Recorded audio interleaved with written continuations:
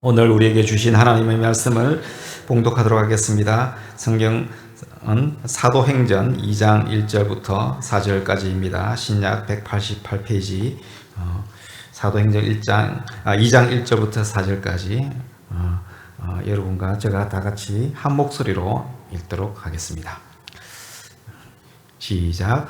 오순절 날이 이미 이름에 그들이 다 같이 한 곳에 모였더니 홀련히 하늘로부터 급하고 강한 바람 같은 소리가 있어 그들이 앉은 온 집에 가득하며 마치 불의 혀처럼 갈라지는 것들이 그들에게 보여 각 사람 위에 하나씩 임하여 있더니 그들이 다 성령의 충만함을 받고 성령이 말하게 하심을 따라 다른 언어들로 말하기를 시작하니라. 아멘.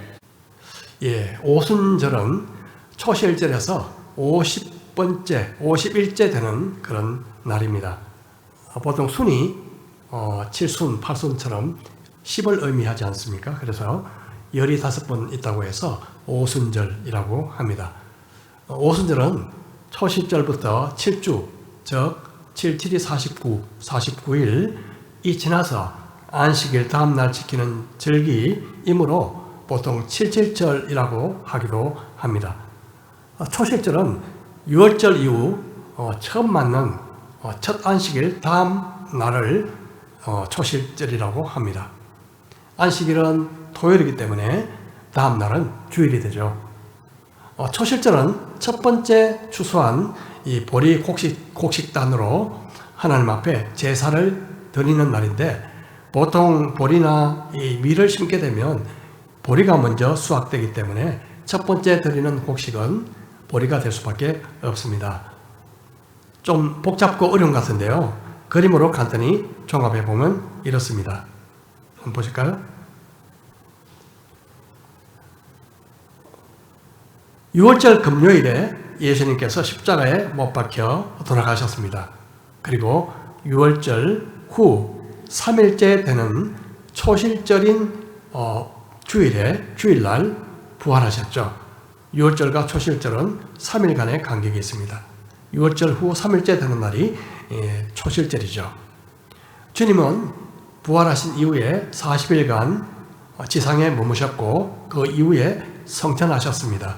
그리고 다시 120여 명의 성도들이 함께 모여서 10일간 기도에 전념하게 되죠. 그래서 결국 예수님이 부활하신 그날부터 50일째 되는 바로 오순절, 이날에 성령님이 강림하시게 되는 것이죠. 특별히 주님이 부활하신 날, 이날은 초실절이었습니다. 그래서 고린도전서에서 이렇게 말씀하시죠. 그러나 이제 그리스도께서 죽은 자 가운데서 다시 살아나사 잠자는 자들의 첫 열매가 되셨도다. 여기서 말씀하시는 첫 열매가 바로 초실절에 드리는 첫 열매입니다. 예수님께서 마치 초실절에 드리는 첫 열매처럼 초실절날 처음 부활하셨다는 뜻입니다. 마침내 예수님께서 부활하신 후 50일째 되는 바로 오순절날 성령님이 오셨습니다. 오순절은 유대인의 3대 절기 중에 하나인데, 훗날 이 오순절날 모세가 시내산에서 율법을 받았다고 여겨지는 날이기도 합니다. 율법을 받은 날과 성령을 받은 날, 아주 옛 언약과 새 언약의 성취가 묘하게 대조되죠. 오순절은 오늘날 5월 말이나 6월 초에 해당되고요. 이날은 세계 각지에 흩어져 있던 유대인들이 예루살렘에 모여서 처음 익은 밀로 만든 떡으로 성전에서 제사를 드렸습니다. 그래서 예수님의 제자들을 비롯한 120여 명은 명절에 혼잡도 피하고, 그리고 그 당시 또 적대적인 분위기도 있었기 때문에 이것도 고려해서 아마도 예루살렘에 있는 마가의 다락방에서 모여 기도했던 것으로 보여집니다. 그런데 그곳에서 아주 놀라운 일이 일어나게 되죠. 2장 2절부터 홀련히 하늘로부터 급하고 강한 바람 같은 소리가 있어 그들이 앉은 온 집에 가득하며 마치 불의 혀처럼 갈라지는 것들이 그들에게 보여 각 사람 위에 하나씩 임하여 있더니 그들이 다 성령의 충만함을 받고 성령이 말하게 하심을 따라 다른 언어들로 말하기를 시작하니라. 마침내 성령님이 바람처럼 불처럼 임하게 됩니다. 여기서 바람과 불은 물론 성령님을 의미하고요. 상징하고 그리고 급하고 강한 바람, 이것은 또 불의 혀처럼 보였다는 것은 바로 성령의 임재를 묘사하고 있죠. 성령이 바람으로 표현된 이유는 바람이 눈에 보이지 않고 또 인간의 이성과 능력으로 어디서부터 와서 어디로 가는지 알지 못하기 때문입니다. 이처럼 성령님의 역사는 하나님의 주권에 달린 신비롭고 그리고 자유로운 역사입니다. 바람은 때로는 부드럽기도 하지만 모든 것을 뒤엎어버릴 만큼 강력합니다. 성령은 바위와 같은 강팍한 마음도 부수실 수 있습니다. 무엇보다도 성령님은 죽은 영혼을 살리십니다.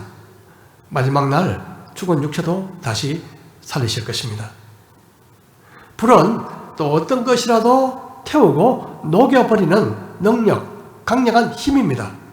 더러운 것과 모든 그런 것들을 죄다 태워버리는 그리고 정화시키는 능력이 있습니다. 그래서 불은 변화의 상징입니다. 점진적인 그런 변화보다도 근본적인 변화, 껍데기의 변화가 아니라 근본적인 변화를 가져옵니다. 그리고 성령님이 임하시는 곳에는 바로 성전이 됩니다. 모세가 광야에서 양을 치던 중에 가시떨기에 불이 붙어 있는 것을 보고 가까이 다가가게 되죠. 그런데 그는 그곳에서 아주 신기한 광경을 목격하게 됩니다. 그것은 가시떨기에 불이 붙어 있는데도 불구하고 나무가 타지 않았던 거죠.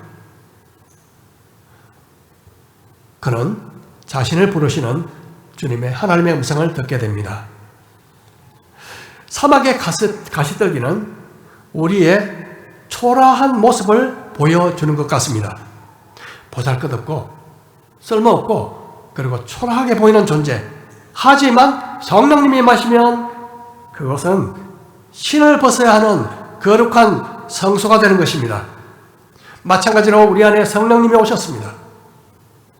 비록 추하고 약한 존재지만 우리는 하나님이 거하시는 거룩한 성소가 된 것입니다. 제자들은 예수님을 3년 동안 따라다녔지만 그렇게 달라지지 않았습니다. 예수님 승천하시기 전에 하나님 나라에 대해서 말씀하셨을 때 그들은 하나님의 나라를 고작 이스라엘의 독립으로 이해했습니다. 말씀을 깨닫는데 자주 둔하게 반응했습니다. 예수님이 붙잡혀 가시는 그 현장에 있다가 겁이 나 도망쳤던 그들이기도 했습니다.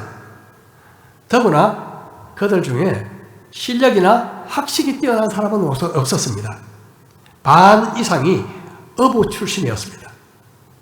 어떻게 이들이 세상을 바꾸는, 변화시키는 그런 삶을 살게 되었을까요? 그 이유는 바로 성령님이 임하셨기 때문입니다. 우리가 아무리 성경을 지식적으로 연구해서 박식하더라도 아무리 오래 교회 다녔더라도 성령님이 내 안에 계시지 않으시면 생명이 없습니다. 그리고 성령님과 동행하지 않으면 우리 삶 속에 변화가 생기지 않습니다. 성령님을 알고 성령님을 경험하는 비결은 기도입니다. 그래서 120여 명의 초대교회 성도들은 예수님의 말씀을 따라 한 곳에 모여 기도했습니다. 그들은 앞으로 어떻게 할지 대책 회의를 열지 않았습니다. 어떤 조직도 만들지 않았습니다. 대표도 세우지 않았습니다. 모든 것을 주님께 맡기고 오로지 기도하는 일에 힘썼습니다. 그랬을 때 성령이 그들에게 임하셨습니다. 기도는 성령님이 임하시고 일하시는 통로입니다. 그러므로 기도 없이 성령님의 임재와 동행을 기대하는 것은 어불성설입니다. 그런데 여기 자주 논쟁거리가 되는 것이 있습니다. 그것은 바로 성령 세례에 대한 것입니다. 먼저 고린도전서 말씀을 보겠습니다. 우리가 유대인이나 헬라인이나 종이나 자유인이나 다 한 성령으로 세례를 받아 한 몸이 되었고 또 다 한 성령을 마시게 하였느니라. 우리가 예수 그리스도를 나의 구주로 나의 주인으로 믿고 영접하는 순간 우리는 성령의 세례를 받았다고 말할 수 있습니다. 세례는 2번 받지 않습니다. 1번 받습니다. 그런데 성령 세례와 성령 충만은 서로 다릅니다. 성령 세례를 받아도 성령 충만하지 않을 수 있습니다. 성령으로 충만하다는 말은 성령으로 지배된다는 뜻입니다. 성령님께 이끌려 살아간다는 뜻입니다. 무엇보다 성령 충만은 일회적이 아니라 반복적으로 받는 것입니다. 우리가 진정한 크리스찬이라면 우리는 거룩하게 살고 싶습니다. 하지만 거룩하게 살 능력이 없습니다. 기쁨으로 살아가고 싶습니다. 하지만 기쁨으로 살아갈 능력이 없습니다.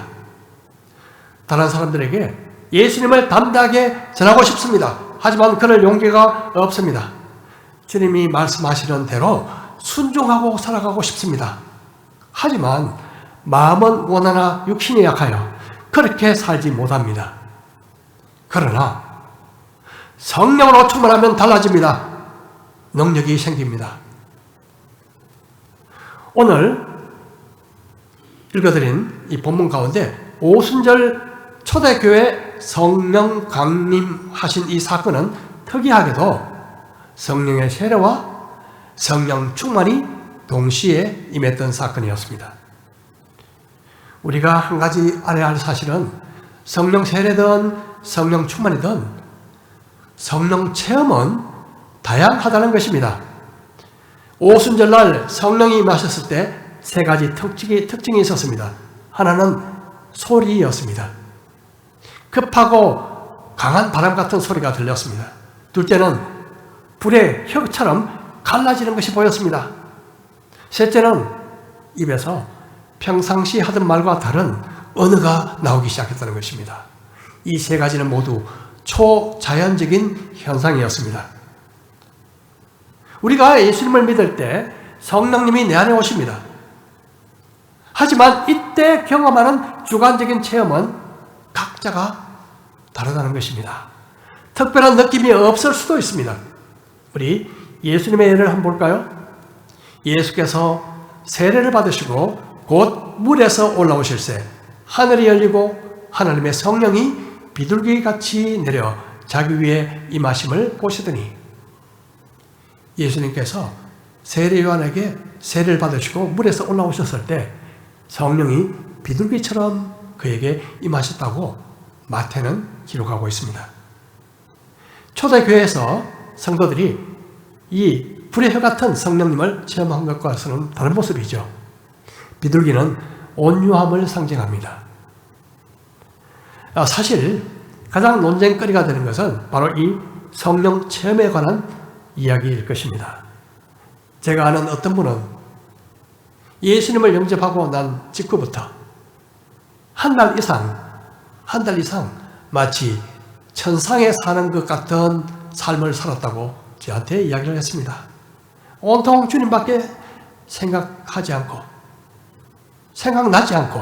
정확하게 말하면요 그렇게 살았습니다. 한 달 동안 정말 하늘에 떠다니는 천상의 그런 기분을 느꼈다고 합니다. 결국 그는 선교사의 길을 걸어갔습니다. 어떤 이는 아무런 느낌이 없었다고 말합니다. 저는 처음 예수님을 영접했을 때 집으로 돌아가는 길 발걸음이 조금 가볍다는 느낌, 그 외에는 아무 느낌도 없었습니다. 이 성령의 충만도 마찬가지입니다. 어떤 사람들은요 불같은 성령을 받아야 돼, 그게 진짜 성령 체험이지, 이렇게 말하는 사람도 있습니다. 중요한 것은 내가 어떻게 느끼고 어떻게 체험했느냐, 그것이 아니라 나의 삶을 통해서 나타나는 열매인 것입니다. 주님은 열매로 그들을 안다고 말씀하십니다. 우리 요한복음 3장을 또 한번 보겠습니다. 바람이 임의로 불매 내가 그 소리는 들어도 어디서 와서 어디로 가는지 알지 못하노니 성령으로 난 사람도 다 그러하니라. 주님은 니고데모와의 대화에서 성령님의 역사에 대해서 말씀하고 있습니다. 먼저 바람은 임의로 분다고 말씀하십니다. 바람의 방향은 예측할 수 없습니다. 마찬가지로 우리가 성령님이 일하시는 방식이나 과정은 우리가 알지 못합니다. 성령님이 원하시는 대로 그 뜻대로 하시는 것입니다. 하지만 우리는 바람이 불 때 그 소리는 듣습니다. 바람은 볼 수 없지만 현상은 알 수 있는 것이죠. 성령으로 난 사람도 이러하다고 주님은 말씀하십니다. 우리가 예수님을 믿고 성령님이 내 안에 오셨을 때 어떻게 성령님이 내 안에 오셨는지는 우리가 전혀 알 수 없지만 어느 날부터 성령이 깨달아지기 시작합니다. 어느 날부터 교회에 가고 싶어집니다. 어느 날부터 나도 모르게 기도를 하게 됩니다. 이전에 미워했던 사람들이 갑자기 사랑스러워집니다. 이런 변화들이 바로 성령이 내 안에 오셨을 때 나타나는 현상들이죠.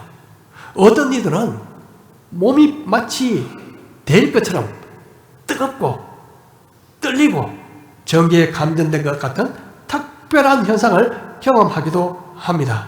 이런 분들은 자기가 언제 성령 세례를 받았는지 그 날짜와 시간을 분명하게 기억하고 있습니다. 반면에 조용한 가운데 무슨 일이 일어났는지 모를 정도로 성령님이 내 안에 오신 것을 경험하는 사람도 있습니다. 이런 경우 언제 내가 구원받았는지를 날짜와 시간을 알 수가 없습니다. 똑같은 경험을 가진 사람은 아무도 없습니다. 여러분, 성령 세례를 받으셨습니까? 아무도 대답이 없으시네요. 예. 성령 세례를 받으셨습니까? 아멘. 자, 고린도전서 12장 3절 보겠습니다. 그러므로 내가 너희에게 알렸노니 하나님의 영으로 말하는 자는 누구든지 예수를 저주할 자라 하지 아니하고 또 성령으로 아니하고는 누구든지 예수를 주시라 할 수 없느니라. 여러분, 예수 그리스도를 주라고 고백하십니까? 아멘. 누구로 말미암아? 성령으로 말미암아. 그러므로 저와 여러분이 예수 그리스도를 주로 고백한다는 그 사실이 내 안에 성령님이 오셨다, 성령 세례를 받았다는 증거인 것입니다. 또 보겠습니다. 12장 3절 우리가 유대인이나 헬라인이나 종이나 자유인이나 다 한 성령으로 세례를 받아 한 몸이 되었고 또 다 한 성령을 마시게 하셨느니라. 말씀드린 것처럼 누구든지 예수 그리스도를 나의 주로 믿고 고백하고 영접하면 성령이 내 안에 오셔서 영원토록 내주하십니다. 이것이 바로 성령 세례죠. 다른 말로 표현하면 성령을 마신 것입니다. 이때는 느낌이 있을 수도 있고 느낌이 없을 수도 있습니다. 마찬가지로 성령님을 모시고 난 이후에 삶의 변화도 어떤 사람은 급격하게, 어떤 사람은 눈에 볼 듯 말 듯 아주 점진적으로 나타납니다. 성령 세례와 성령 충만은 다릅니다. 성령 충만은 성령님께 사로잡히는 것입니다. 성령님께 충만할 때, 성령님으로 충만할 때 나타나는 현상도 다양합니다. 공통적인 것이 있는데요. 첫 번째는 하나님에 대한 사랑입니다. 성령으로 충만하게 되면 하나님에 대한 사랑으로 충만해집니다. 그래서 자기도 모르는 사이에 하나님을 노래하게 되고 하나님을 찬양하게 되죠. 두 번째는요, 영혼에 대한 사랑으로 사로잡힙니다. 영혼들의 믿지 않는 그 상태를 보면 너무 안타깝고 말할 수 없는 안타까움을 가지고 그들을 위해서 기도하게 되고 또 전도하게 됩니다. 성령 충만하게 되면 영혼에 대한 사랑, 불신영혼에 대한 그 사랑으로 끌어오르게 되는 거죠. 전도하지 않으면 견딜 수 없다고 표현하는 것이 아마도 정확한 표현이 될 수도 있을 것입니다. 교회 처음 나오는 성도들이 있으면 다가가서 이야기하고 싶고 그렇게 되는 거죠. 또 말씀을 나누고 싶어 합니다. 말씀을요. 모이면 말씀을 자꾸 나누고 싶어 해요. 다른 이야기가 아니고 말씀을 자꾸 나누고 싶어 합니다. 만나는 사람마다 말씀을 나누고 말씀으로 격려하게 되죠. 성령으로 충만하게 되면 하나님과 말씀에 사로잡히게 됩니다. 성령 세례는 한 번 받지만 성령 충만은 반복적으로 하루에 몇 번씩 기도하고 받아야 하는 것입니다. 어떤 분은 이 두 가지를 결혼에 비유하기도 합니다. 여러분, 결혼은 한 번 하는 예식이잖아요. 하지만 그처럼 성령 세례도 한 번. 하지만 결혼을 했다고 해서 저절로 사랑이 깊어지는 것은 절대로 아닙니다. 한 번 뜨겁게 사랑했다고 해서 그 사랑이 평생 가든가요? 그런 분이 있으면 제가 선생님으로 모시겠습니다.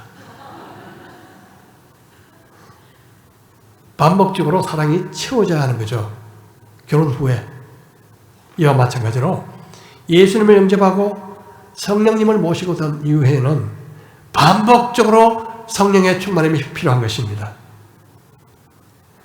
오순절날 바람으로 그리고 불해처럼 임하셨던 성령님은 세 번째 방언으로 강나라 발로 이 말하는 거죠. 방언으로 역사하셨습니다.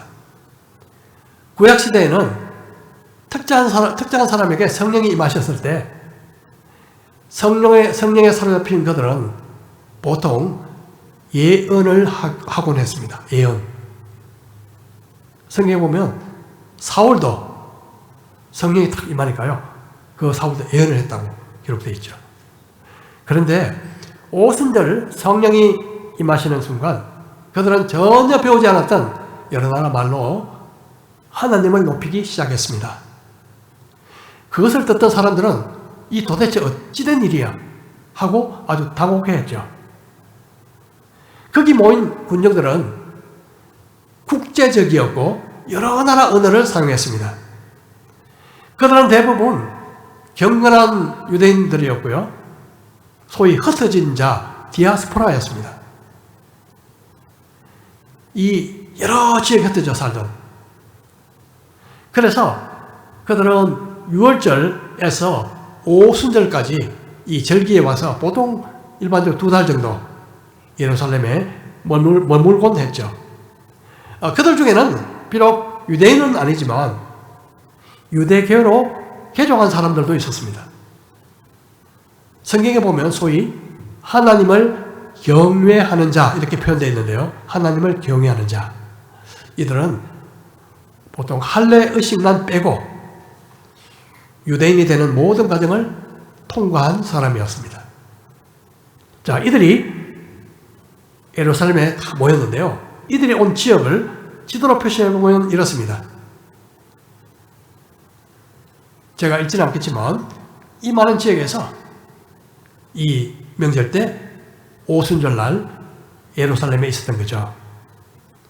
자, 이 동서남북에서 온 그들은 자기가 살던 곳의 방언으로 사람들이 말하는 것을 들었습니다.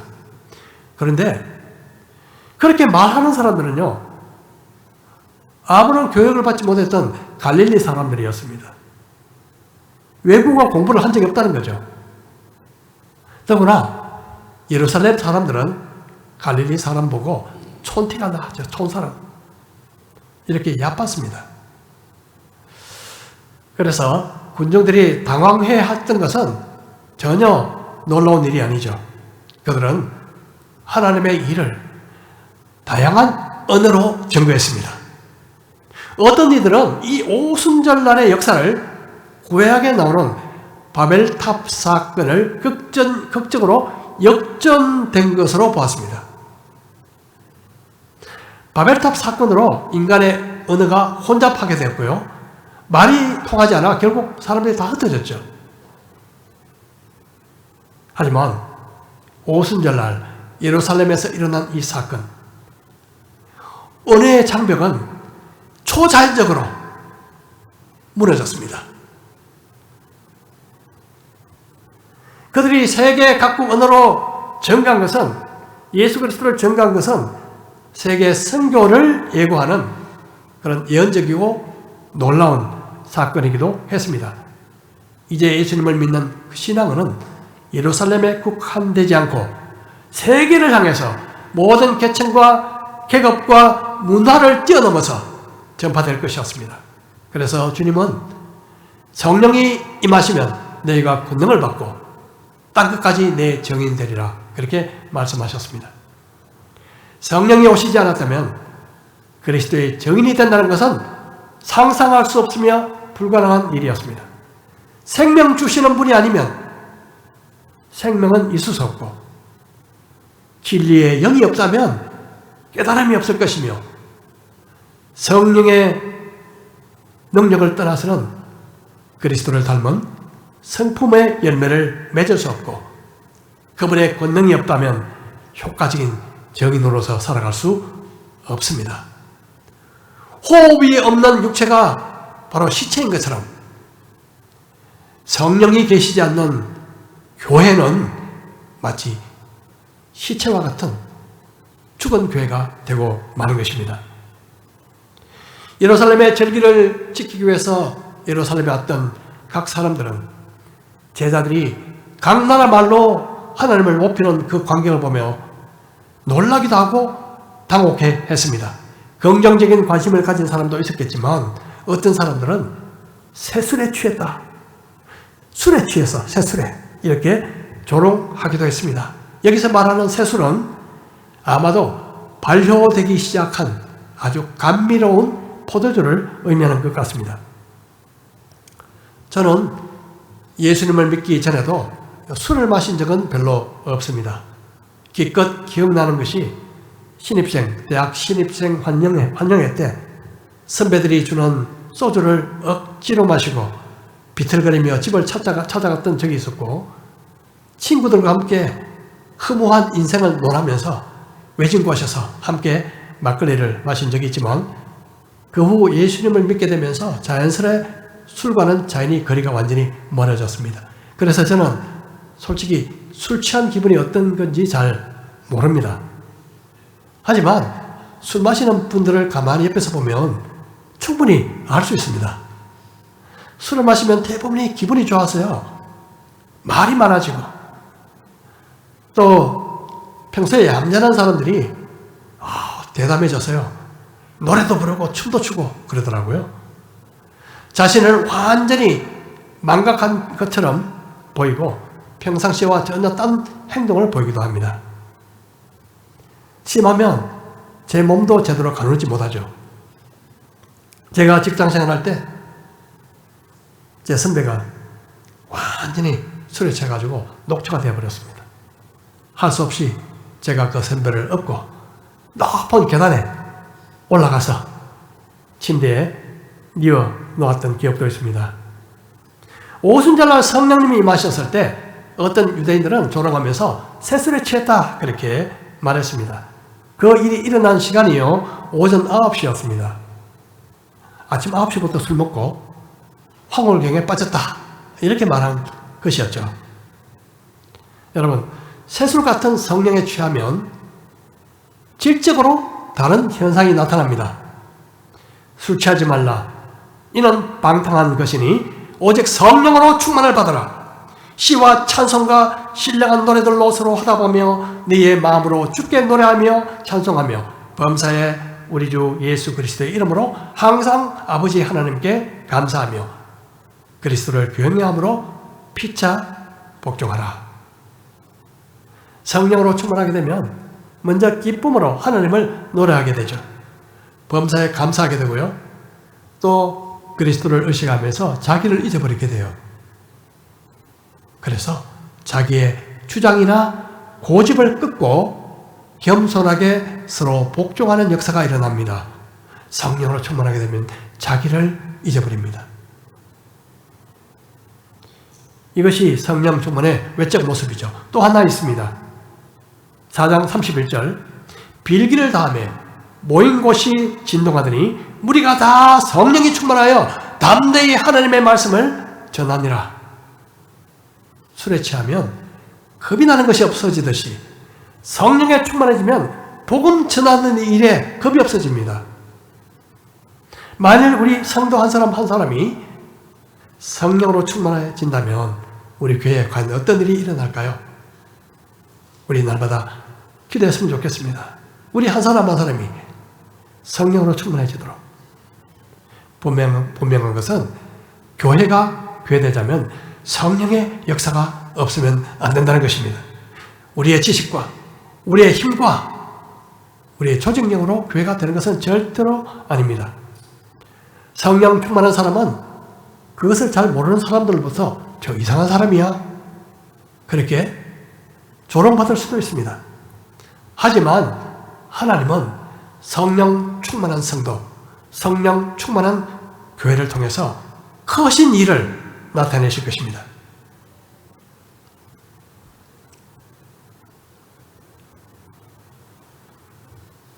특별히 성령님은 기도하는 교회에 임하십니다. 기도하는 공동체. 물론 구약 성경 민수기에 보면 70명의 장로를 모세가 소집했을 때 두 사람이 나가지 않았습니다.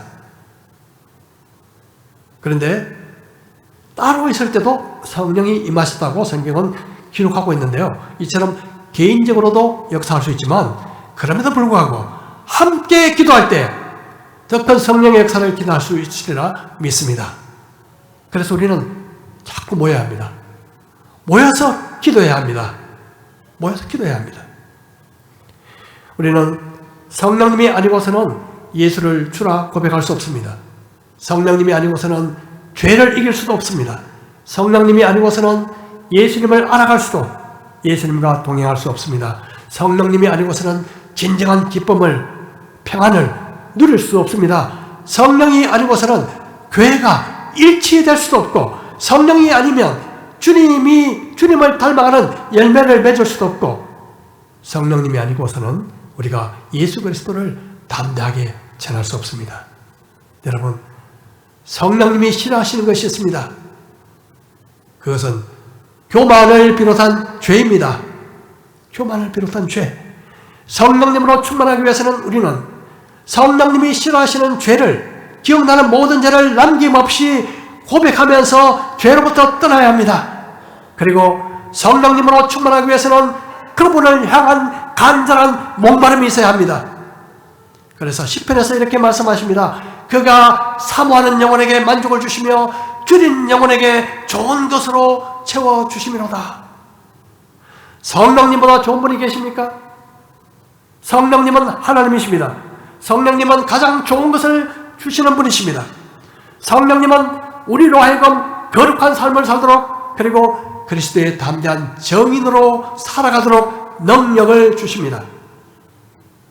우리 경성대학교의 모든 성도 여러분, 모두 목마르고 주린 심령으로 날마다 성령님을 사모하며 기도하는 그런 성도들이 되기를 축복합니다. 그리고 성령님으로 충만하여 매일매일 담대하게 예수 그리스도를 전가하는 우리 모든 성도들 되시기를 주의 이름으로 축복합니다.